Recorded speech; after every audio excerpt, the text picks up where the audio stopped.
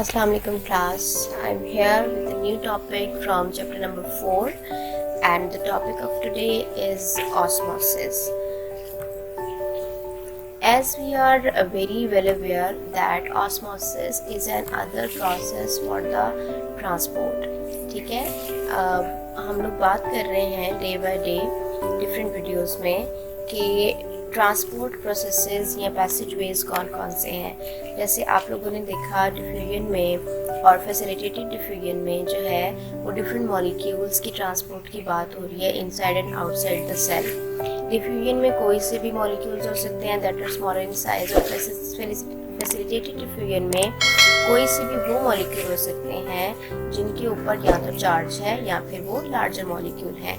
But osmosis is specialized only for the water molecule, the transport process of water molecule। ठीक है, ये कड़ियाँ अगर आप लोग मिलाते जाएं तो आपको डेफिनेशन बनाने में प्रॉब्लम नहीं होता। So osmosis is a transport process for water molecule and it will move from the lesser solute concentration to higher solute concentration। ठीक है, जहाँ पे भी solute कम होगा obviously वहाँ पे water ज़्यादा होगा ना, तो जहाँ पे सलूट कम होगा ये वहाँ से मूव करेगा उस तरफ जहाँ सलूट ज़्यादा है।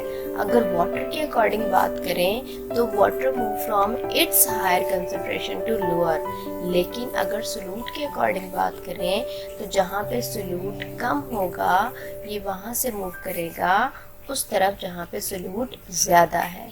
ठीक है, ये तीनों पॉइंट माइंड में रखेंगे तो इसकी डेफिनेशन बनाना कोई मुश्किल बात नहीं होगी। सो osmosis is the movement of water molecules across a semi-permeable membrane from a solution of lesser solute concentration to a solution of higher solute concentration। ठीक हो गया। अब इसमें उन्होंने सेमी परमेबल मेम्ब्रेन का जिक्र इसलिए कर दिया है कि आपको पता है water always wants to move, हर वक्त ये मूव कर रहा होता है और हर वक्त ये मूव करना चाहता है। ठीक है, सो सेमी परमेबल मेम्ब्रेन जो है वो उस पे बैरियर लगा देती है कि आप हर वक्त जो है वो मूव नहीं कर सकते।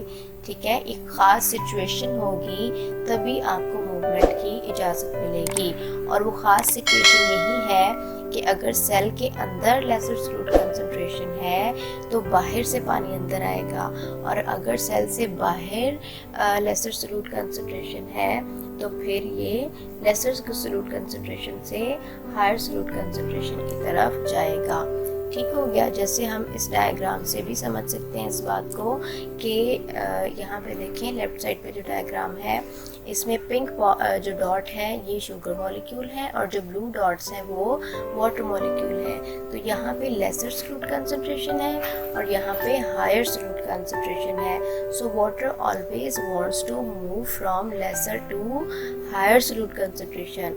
अब आप इस तरफ देख लें कि लेसर से जब ये हायर की तरफ गया है तो ये इस तरफ के जो सॉल्यूशन है उसका वॉल्यूम हाई हो गया। ठीक है, इसमें ज़्यादा पानी आ गया, और ये जो रेड कलर में आपको डॉटेड लाइन नज़र आ रही है it's a semi permeable membrane जो इन दोनों सॉल्यूशंस को मिक्सअप होने नहीं देती या इन दोनों सॉल्यूशंस के बैरियर के तौर पे काम करती है।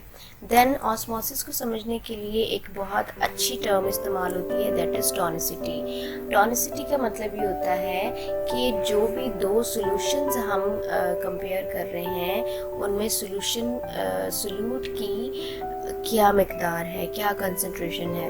ठीक है, so the term tonicity refers to the relative concentration of solutes in the solutions being compared. यानी पीछे जो हमने बात की थी डायग्राम में उसमें भी मैंने आपको बताया कि जहाँ एक तरफ एक सॉल्यूट का मॉलिक्यूल है यानी शुगर का मॉलिक्यूल है और दूसरी तरफ ज़्यादा है। सो ये दोनों सॉल्यूशंस जहाँ पे सॉल्यूट कम है उसका नाम क्या होगा या उसकी कंसंट्रेशन क्या है, और जिसमें सॉल्यूट की कंसंट्रेशन ज़्यादा है उसका नाम क्या होगा। ठीक है, उसके लिए टर्म टॉनिसिटी इस्तेमाल की जाती है। ओके, देन अब टॉनिसिटी जो है कहीं पे सॉल्यूशन ज़्यादा हो सकता है, सॉल्यूट ज़्यादा हो सकता है, कहीं पे सॉल्यूट कम हो सकता है, कहीं पे हो सकता है कि दोनों सॉल्यूशंस में जो है वो सॉल्यूट सेम हो जाए। तो इसको सामने रखते हुए टॉनिसिटी ने तीन मेजर टर्म्स जो हैं वो हमें दी हैं। सबसे पहली टर्म है हाइपरटोनिक, और हाइपर का मतलब होता है हायर, ज़्यादा।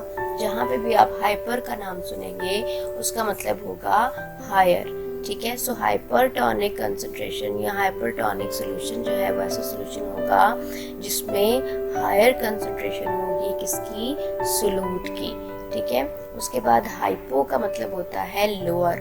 सो हाइपरटोनिक सोल्यूशन वो होगा जिसमें सोल्यूट की कंसंट्रेशन होगी लोअर, ठीक है। अब उसके बाद आइसोटोनिक का मतलब होता है, आइसो का मतलब होता है सेम। सो ऐसा सोल्यूशन, ऐसे दो सॉल्यूशंस जिसमें सोल्यूट की कंसंट्रेशन सेम हो उनको आइसोटोनिक कहेंगे, ठीक है। इसको समझने के लिए आप मज़ीद एलैबोरेट कर लें इस डायग्राम से कि किस तरह से हम टॉनिसिटी को डिफाइन करते हैं। अब यहाँ पे देखें, ये पिंक जो आपके पास डॉट्स हैं ये सोल्यूट हैं या आप कह सकते हैं शुगर मॉलिक्यूल हैं, और जो ब्लू डॉट्स हैं ये वाटर मॉलिक्यूल हैं। सो यहाँ पे जैसे आपको नज़र आ रहा है पिंक डॉट ज़्यादा है, इट्स मीन सोल्यूट ज़्यादा है। तो जहाँ पे सोल्यूट ज़्यादा होगा उसको हम छोटी क्लासेस में कंसंट्रेटेड कहते थे, लेकिन यहाँ पे हमें टॉनिसिटी ने एक और term they the, that is hypertonic, ठीक है। लेफ्ट साइड में जो सोल्यूशन है दैट इज़ हाइपरटोनिक, और जो हमारे पास राइट साइड में सोल्यूशन है वहाँ पे वाटर ज़्यादा है और सोल्यूट कम है, तो इसको डाइल्यूट कहते थे पहले, अब इसको कहेंगे हाइपोटोनिक, ठीक है, क्योंकि इसमें सोल्यूट कम है।